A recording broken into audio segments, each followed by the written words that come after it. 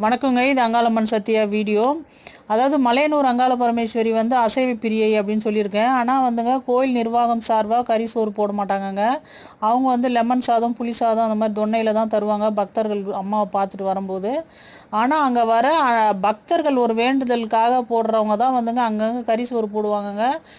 சோறு, கறி குழம்பு அந்த மாதிரி வந்து அமாவாசை நாள்லேயும் போடுவாங்க, மற்ற நாட்கள்லேயும் போடுவாங்க. அங்கே ஒரு வழக்கமாக ஒரு வார்த்தை சொல்லுவாங்க, என்னென்னாங்க, நீங்கள் சக்கரை பொங்கல் வச்சு அந்த அம்மாட்ட போய் படையல் போட்டிங்கன்னா நீங்கள் தான் அந்த அம்மாட்ட போகணும். அதுவே நீங்கள் கறி சோறு அன்னதானமோ இல்லை கறி சாப்பாடு போட்டிங்கன்னா அந்த அம்மா ஏதோ ஒரு ரூபம் கொண்டு அந்த சாப்பாடை வாங்கி சாப்பிட ஓடி வந்துருவாங்க. அப்படி ஒரு கறி பிரியையா அந்த அம்மா. அதனால் வந்து அசைவம் வந்து எந்த விதத்தில் கருவாடு, மீன், முட்டை, கறி குழம்பு, மீன் குழம்பு எந்த விதமான அசைவ சாப்பாடாக இருந்தாலும் அந்த அம்மா வந்து வாங்கி சாப்பிட்ருமாங்க.